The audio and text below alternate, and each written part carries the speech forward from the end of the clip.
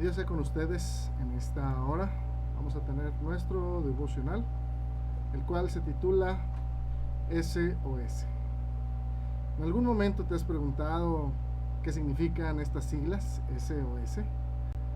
Mucha gente lo tiene claro, una señal de auxilio. Y muchos han tratado de definir las siglas, aunque ciertamente no es un anagrama, sino que solo son letras fáciles de transmitir en el código Morse, para que la gente sepa que se necesita ayuda. Pero una idea me gustó al estar leyendo que algunas personas empezaron a suponer que eso es lo que significaba, y me gustó porque quisieron darle un significado importante, o sea, no nada más de que porque es fácil, sino que propusieron que SOS significaba salvar nuestra alma, por sus siglas en inglés. Aunque ese no es el significado original, pero al estar pensando, me transportó a las palabras del apóstol Pedro cuando él dijo ahí en Juan 6:68, ¿a quién iremos? Tú tienes palabras de vida eterna. Y podría decirse que el SOS espiritual para el cristiano es la oración. ¿Qué es la oración? Y lo maravilloso es que es el momento en que existe un diálogo, una plática, una charla, un momento de comunicación entre el hombre y Dios.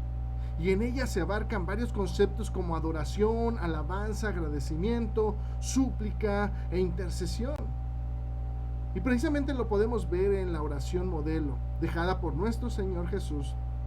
Y no la dejó, algo que queremos o que necesitamos que la gente entienda, es que no la dejó para que la estemos repitiendo literalmente o a cada momento que se nos ocurra, o cuando sintamos la necesidad, o para ser oídos. No, en ninguna manera.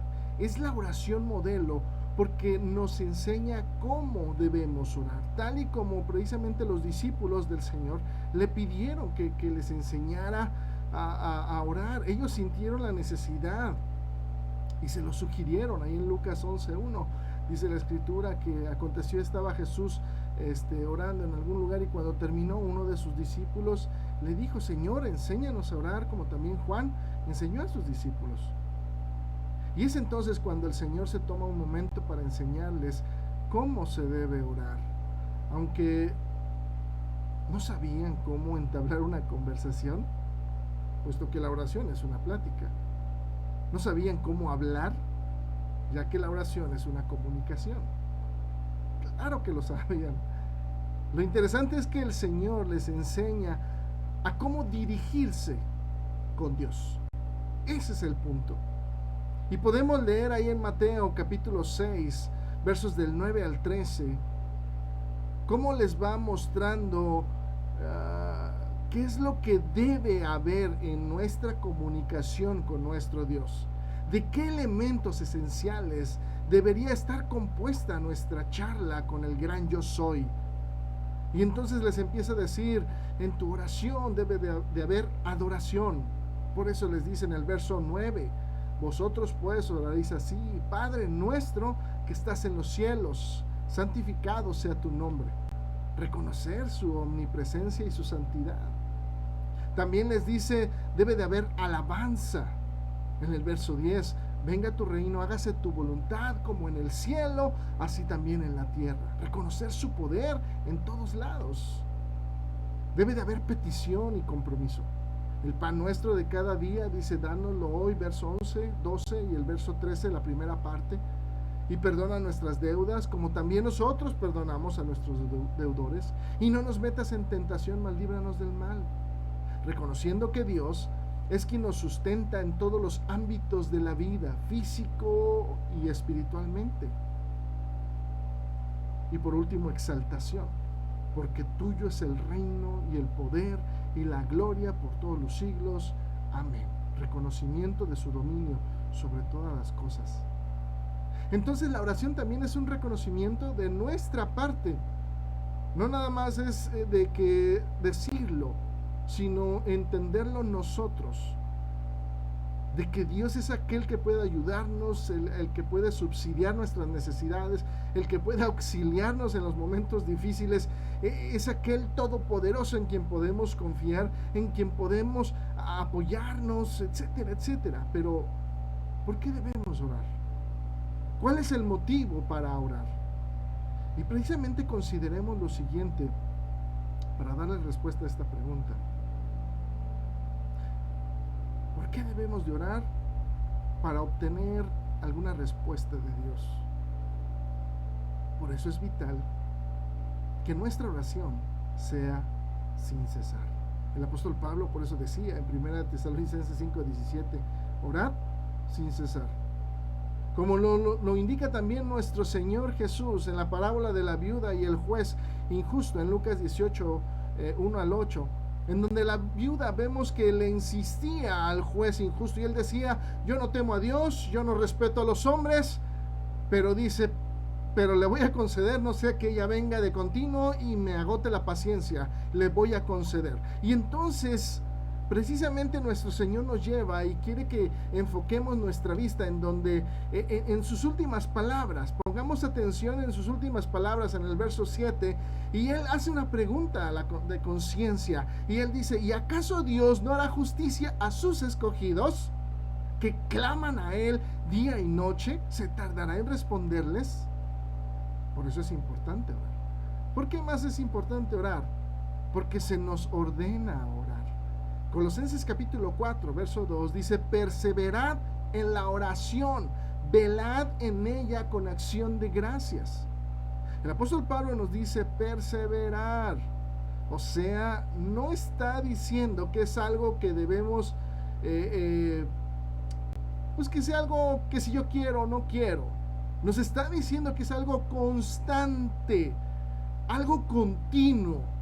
Pero a su vez también nos está mostrando que no es una opción, es una orden. Persevera. También hay que considerar, ¿por qué orar? Porque es pecado si descuidamos la oración. Primer libro de Samuel, capítulo 12, verso 23, decía Samuel, así que lejos sea de mí que peque. Fíjense bien, que peque, dice, yo contra Jehová, cesando de rogar por vosotros, le decía al pueblo. Antes dice, o instruiré en el camino bueno y recto. El dejar de pedir o platicar con nuestro Dios hace que se rompa esa comunión, esa comunicación con Él. Y esto no solo nos hace daño a nosotros, sino que también va más allá. Hay que tener cuidado porque podemos pecar contra nuestro Dios. ¿Por qué orar? Precisamente porque el descuidar la oración entristece a Dios. El profeta Isaías en el capítulo 43, verso 22, él decía, y no me invocaste a mí, oh Jacob, sino que de mí te cansaste, oh Israel. Podemos ver cómo Dios se desagrada de aquel que olvida o que tiene en menos la comunicación con Él, ya que es el medio para una mejor relación con Él. Número 5, la oración. ¿Por qué orar? La oración es el medio para recibir la bendición de Dios.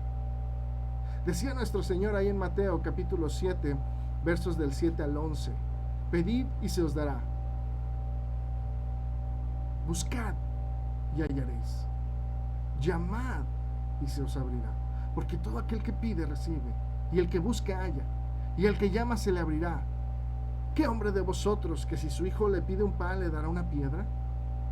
¿O si le pide un pescado le dará una serpiente? Pues si vosotros, dice, siendo malos, sabéis dar buenas dádivas a vuestros hijos, ¿cuánto más vuestro Padre que está en los cielos dará buenas cosas a los que le pidan? El Señor fue muy específico y claro en cuanto a la oración. Tiene toda la libertad, tenemos toda la libertad de poder pedir. No necesitamos hacer grandes sacrificios, grandes esfuerzos, es solo ir a Él en oración. Y número 6, ¿por qué qué debemos orar? Para vencer, para poder vencer. Es esencial la oración. Cristo dijo en Mateo 26:41, velad y orad para que no entréis en tentación. El espíritu a la verdad está dispuesto, pero la carne es débil. El Señor sabía lo difícil que era vencer la tentación, y por eso motivó a no dejar de orar. Y este sentir lo pudo transmitir precisamente, porque dice la Escritura ahí en Hebreos 5:7, y Cristo en los días de su carne ofreció ruegos y súplicas con gran clamor, lágrimas, al que le podía librar de la muerte. Fue oído a causa de su temor reverente.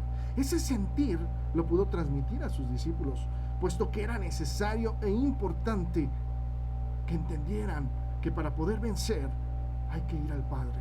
Hechos 6:4 dice, y nosotros, dicen los apóstoles, persistiremos en la oración y en el ministerio de la palabra.